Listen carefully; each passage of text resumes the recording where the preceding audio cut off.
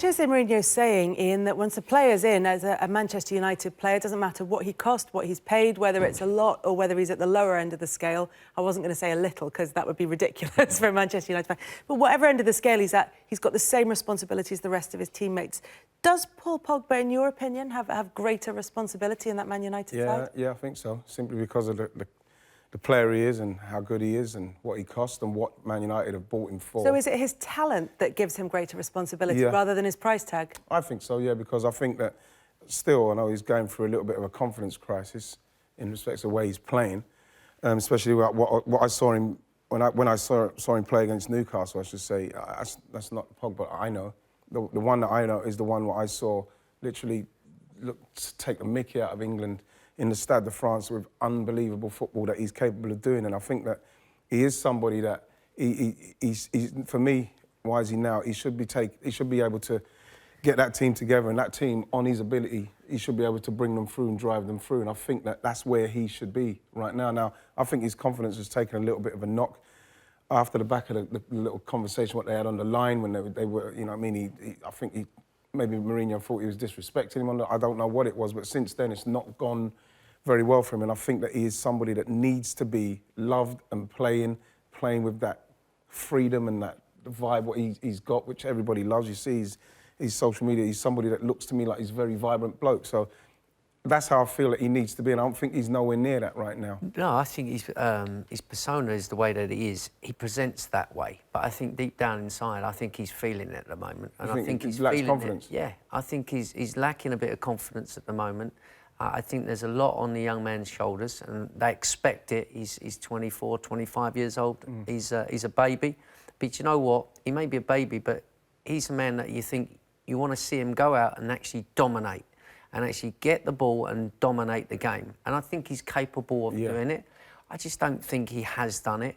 Whether or not it's where he's playing and what he's doing in positions that he's playing in, he gives this kind of presence about him that he's so relaxed, and you think, get hold of it, get someone by the scruff of the neck, pull them over here, pull your teammates over here, be a leader, and don't be like a little nice tippy-tap, I'm looking good. It's someone that I want him to kind of grow, really grow as an individual and as a guy, and turn into a real proper bloke that pulls their team about. And I don't think he does that, and I think that's what he's really missing, and I think he's having a bit of a bad time. I think Mourinho's decided, you know what, you're not playing well, so you're just the same as everyone else, and therefore I'm going to show everyone that I will hook you off and you'll come off. He needs to be careful with that, though. Yeah. Because it's a massive investment, and I know that you want people to perform to the maximum of their ability, but you still got to be careful with certain individuals and the way they are. Yeah, the way that you treat them. Yeah. Because I couldn't see Conte, to be honest, doing that to Hazard. No. Just pulling him like that and leaving him out and doing that. He has substituted him, though, hasn't he? Yeah, but I think I can't see him leaving him totally and it happening. Like, how can I say, it's constantly talking about Pogba and the situation. He is asked about Pogba a lot, to be fair to him. Yeah, so it's kind of one of those where you think to yourself, look, let's not answer no questions about him. You know, I don't want to talk about Pogba. Leave him alone. You know what? I want him to produce. He's my player. I think he can produce. I think he's a world beater. I think he can do this, and build him like that. Yeah. You know, because that's what I think at the moment he needs. He don't need to be dragged off. He don't need to be sat down and left out of games. If he's ill, fair enough. But if he's not, he don't need to be dragged out of it, because his confidence will go, go, go. As he said, you need to show him you are my leader. Get in there and show me that you're my leader. I believe in you. I believe in you so much. And I think he's just suffering. I really do. I think he's a top player. I think is one of the most interesting things about what you've both said, because you mentioned the Newcastle game. Yeah. And whereas other people may look at it and just see a poor performance from Pogba, you've both, as players who've played at the top level, have looked at this star player and said, he might look confident, but he's not playing like he's confident. What do you see? You also need your other players around you. You need them around, because they know what's happening. So therefore, you know, you need them to help you. You know, I've been a captain. I've performed very well. I've been in a situation where I know I'm not having a good day, and I need the other players. And that's when you need your kind of teammates to do it. And that's where he needs the help from. And also, you need the help from the managers we touched on. when you're going through a bad spell. He's not the only one that you're going to sit and look at. You know, there's other players in that team. You got Lukaku, for instance. You know, he's not been performing, I don't think. I think he's fine against the younger, the lower teams. He scores goals. When I see him against the bigger teams, I don't think he scores enough against the bigger teams. I don't think he performs. So Pogba's not the only one. There's other players in there you've got to also look at, not only Pogba. Well, the thing is, with listening to Mourinho saying he doesn't differentiate between somebody who's cost a lot of money to someone who's cost a little bit of money. For me, that's rubbish, because he's cost a lot of money for a reason, and he is somebody that is going to. He's an asset to the club, and he's somebody that is going to drive your club forward with the ability he's got, and that is why you pay 80-odd million, whatever it is, 87, I don't know what it was in the end. That's why you pay. So, you know, people say, oh yeah, well you can't treat some people differently to some. Yes, you can. It depends on the manager. It depends on the manager's ego, and say, well, I'm not going to treat him any differently. Why should he be treated any more special than him? Because he's cost that money. The outlay for that player is somebody that you as a manager, you've got to get him playing well. You've got to get him performing. And that is what Mourinho's job is. It's not his job. You know, he could say that as much as he wants. 95 million, 2 million, 10 million, the same. It's not. And that's what he's got. He's got an unbelievable, talented player that he needs to start managing better than he's managing at the minute. Dennis mentioned Romelu Lukaku as well. Are there players, do you think, at Manchester United, Lukaku maybe being one of them, who are actually getting off with lower performances than you'd expect from them because the attention's on Pogba? No. So he's not getting away with it? Well, Lukaku isn't. He was for a moment, but he ain't now, trust me, because he hasn't performed as well as he should do as well, has he? He's not getting away with it, because even when I feel for Romelu, because even when he's going through a phase where he is scoring, people will always come back with the stick of he's not scoring against the top six and that, which is there for everyone to see. He hasn't scored against the top eight this season. Top eight. He's not scored against the top eight this season. It's there for everyone to see. The fact is that is down to something that he himself has got to, well, that's something he's got to sort out himself. I know it was the same with Everton.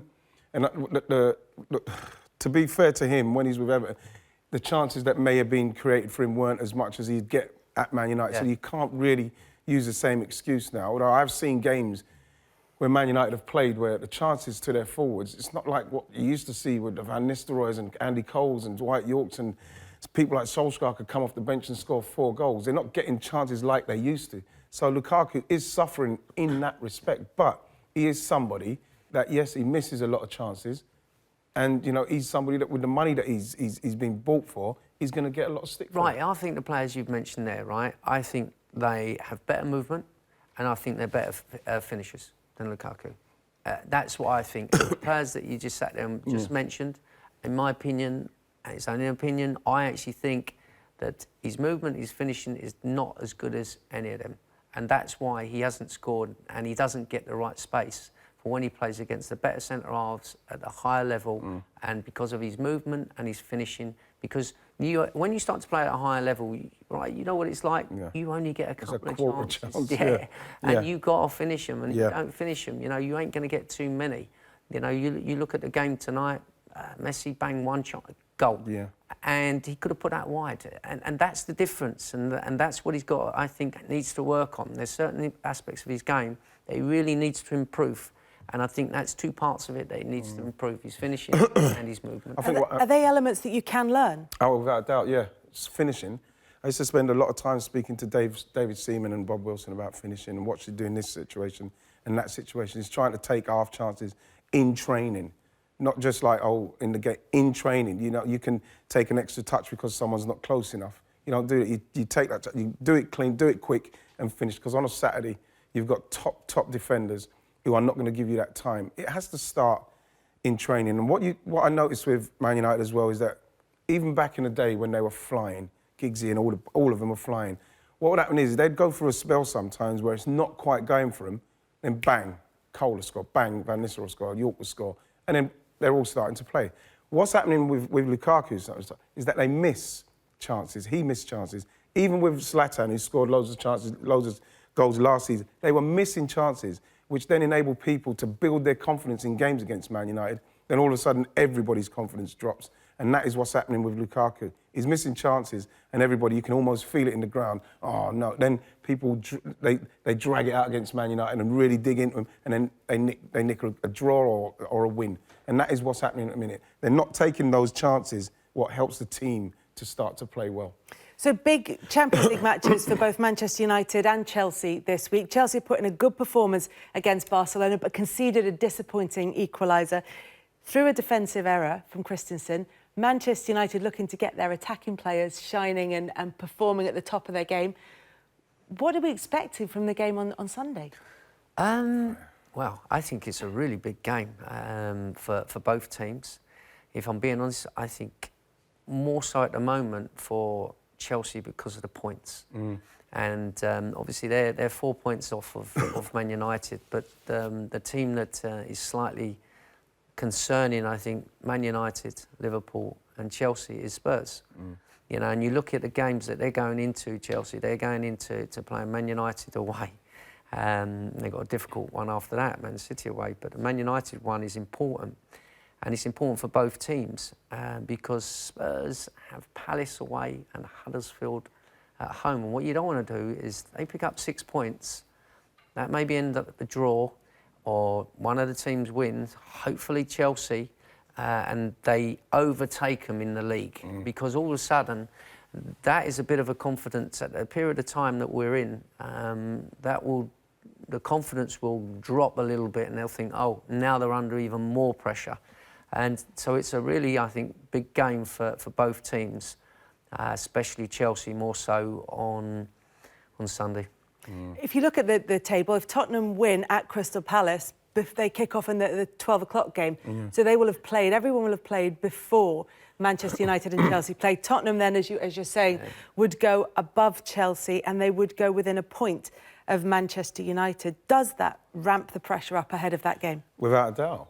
Of course. And is this the stage in the season at which it's all about handling that pressure? Well, this is why, you know, this is a stage, like we've seen Man City lose against Wigan, and Wigan were brilliant.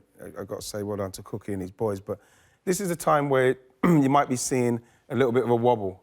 People need to be in and around it. I'm not saying that you're gonna catch Manchester City, but this is the start. This is the start of the run-in where people get nervous. You see results like we saw. Wigan beating them. What does that feel like then when you're coming to the end of the season, you've got something to play for, whether it's a league title, whether it's top 4 qualification, you get into the latter stages of February, early stages of March, and you need to keep your focus. How hard is that? What are you doing in training? What are you doing in your life to focus? It's about concentration. And Tony Adams would always say, just do your jobs. You know what you're meant to do. You get your chart, get your after, hit the target. He wouldn't say to me, score. Say hit the target, hold it up, make sure you know. It's all the stuff that you have to be doing, the bread and butter stuff. You know what I mean? You don't want to try and beat 4 or 5 people and taking people on in the wrong areas. People break on you and you go and lose games because at that stage of the season you can't afford to lose games. The pressure really does ramp up in that respect. All of a sudden you're thinking, oh, I've missed that chance. Oh no, I'm going to cost the team. And you know, you've just got to focus on just doing the right things. And that's what City have got to do now. People have got to be behind City. Man United have got to be in a position where they've got to say, right, we've got to try and win that game against Chelsea because we don't know. City might lose. Then we're 3 points closer. Anything could happen. Dennis, you're smiling while Wright is talking. Do you have to be the kind of player who enjoys the pressure to a certain extent? Yeah, you do. You have to just embrace it. I think it's important to embrace the pressure and to take everything on. And also, when you know you're not going through a good time, you know, I had a silly scenario when it happened with... we had a period of time when I was at Chelsea and we was close to being top and we got a penalty right in the 90th minute against Everton.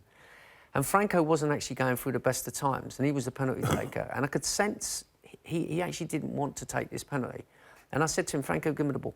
And I took the penalty and I scored. And that was in the 90th minute. We got a second penalty and then Franco said, I'll take it. Yeah. But then I had a spell when I missed 2 penalties on the trot, and I was thinking, please someone come along. And Frank Leboeuf said, give him the penalty. So it's also about helping your teammates and understanding your teammates, right? Oh, this is the right time to do this. This is the right time to do that. Because you're all in it together, and not everyone's going to be playing perfect all the way through the season. There's going to be some low and there's going to be some high periods of when you're actually playing through the season. And it's about realising the individual's not going for a good time, and also that's the manager's opportunity as well. Then you're not going for a good time. So all the managers got an important part to play in this as well, going through to the end of the season to get to that Champions League spot, which is very important. And we will be keeping an eye on the managers ahead of that game between Manchester United and Chelsea. It's always a tasty encounter, isn't it, between Mourinho and Conte, especially when he's taken on his old side.